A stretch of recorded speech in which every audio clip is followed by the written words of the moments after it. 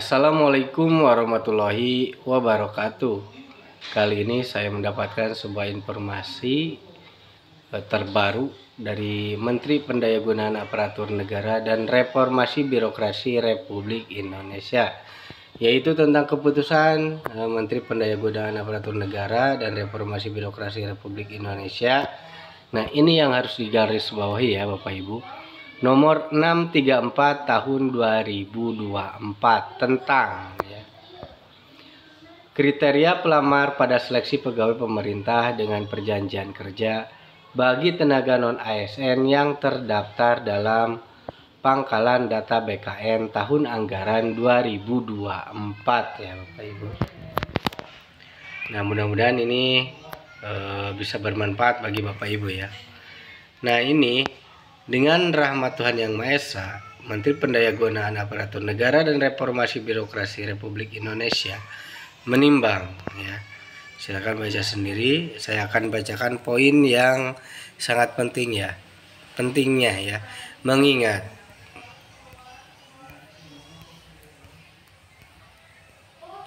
menetapkan. Nah, memutuskan atau menetapkan. Nah, ini poin yang sangat penting ya Bapak Ibu. Jadi bagi Bapak Ibu yang belum pada subscribe channel kami, silakan untuk lakukan subscribe terlebih dahulu karena subscribe itu gratis ya Bapak Ibu. Dan Bapak Ibu juga nanti tidak akan ketinggalan informasi terbaru seputar pendidikan khususnya untuk saat ini, yaitu tentang tes PPPK atau tes CPNS ya. Seperti itu. Dan jangan lupa juga untuk di-share video ini kepada seluruh teman Bapak Ibu supaya teman Bapak Ibu bisa mengetahui informasi terbaru kali ini ya Bapak Ibu. Nah, di sini menetapkan keputusan Menteri Pendayagunaan Aparatur Negara dan Reformasi Birokrasi tentang kriteria pelamar pada seleksi pegawai pemerintah dengan perjanjian kerja bagi tenaga non-ASN yang terdaftar dalam pangkalan data BKN tahun anggaran 2024 ya. Kemudian yang pertama, tenaga non-ASN yang terdaftar dalam pangkalan data database tenaga non-ASN BKN mengikuti seleksi pegawai pemerintah dengan perjanjian kerja dalam hal memenuhi kriteria sebagai berikut ya. Yang pertama itu tidak memenuhi syarat TMS pada seleksi administrasi pengadaan PPPK tahap 1 ya. Kemudian tidak memenuhi syarat TMS pada seleksi administrasi pengadaan CPNS atau belum melamar pada seleksi pengadaan ASN ya. Kemudian yang kedua, ini yang termasuk keputusan Menteri Pendayagunaan ya untuk penetapannya. Yang kedua itu pelamar sebagaimana dimaksud pada diktum pertama hanya dapat melamar pada instansi pemerintah tempat bekerja saat mendaftar ya.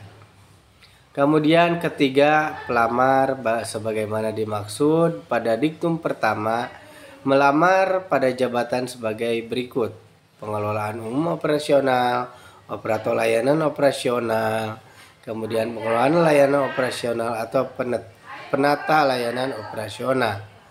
Keempat,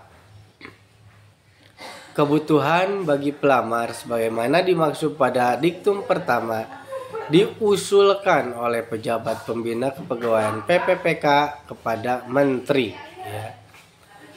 Yang kelima, pejabat pembina kepegawaian instansi pemerintah mengusulkan kebutuhan sebagaimana dimaksud pada diktum keempat kepada Menteri ya. Keenam, pelamar dinyatakan lulus seleksi jika berperingkat terbaik ya.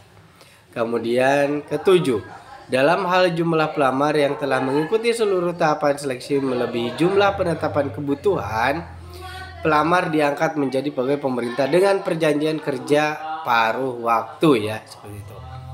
Jadi insya Allah untuk semua yang terdata BKN apabila memenuhi syarat ya atau nilai jadi kategori ini tidak dilihat dari passing grade ya, tapi nilai terbaik ya. Apabila nilai terbaik itu sudah memenuhi, masih ada lowongan untuk formasi, berarti nanti yang jangan berkecil hati, yang nilainya di bawah rata-rata bisa juga masuk. Kemudian yang memang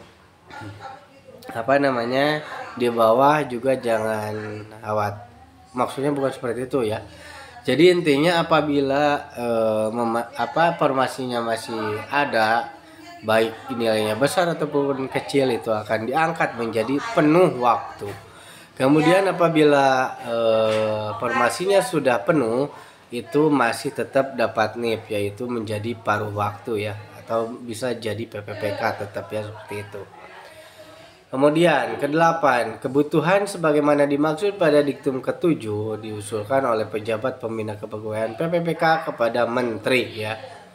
Kemudian ke-9, dalam hal terdapat perubahan kebutuhan organisasi, penyesuaian penetapan kebutuhan dapat dilakukan pada saat pengusulan nomor induk pegawai ya, NIP pemerintah dengan perjanjian kerja, dan paling lama 3 bulan setelah pengumuman hasil seleksi, sepanjang sesuai persyaratan jabatan ya. Ke-10, dalam hal menyesuaikan penetapan kebutuhan melebihi ketentuan sebagaimana dimaksud pada diktum ke-9, penyesuaian dilakukan setelah mendapat persetujuan menteri ya, seperti itu. Kemudian ke-11, keputusan ini mulai berlaku sejak tanggal ditetapkan, dan apabila di kemudian hari terdapat kekeliruan akan diubah sebagaimana mestinya ya. Jadi ini bisa diubah di lain waktu ya, seperti itu. Karena di sini keputusan ini mulai berlaku sejak tanggal ditetapkan, dan apabila di kemudian hari terdapat kekeliruan, apabila ada keliru ya, akan diubah sebagaimana mestinya ya. Nah, ini ditetapkan pada tanggal 10 Desember 2024 ya, di Jakarta oleh Menteri Pendayaan Aparatur Negara dan Reformasi Birokrasi Republik Indonesia, yaitu Ibu Rini Widianti ya. Widianti nih, mohon maaf. Ini ditandatangani secara basah ya, di atas materai ya, tidak ditandatangani secara elektronik ya. Mudah-mudahan informasi kali ini bisa bermanfaat bagi Bapak Ibu, khususnya untuk saya. Wabillahi taufiq wal hidayah. Wassalamualaikum warahmatullahi wabarakatuh.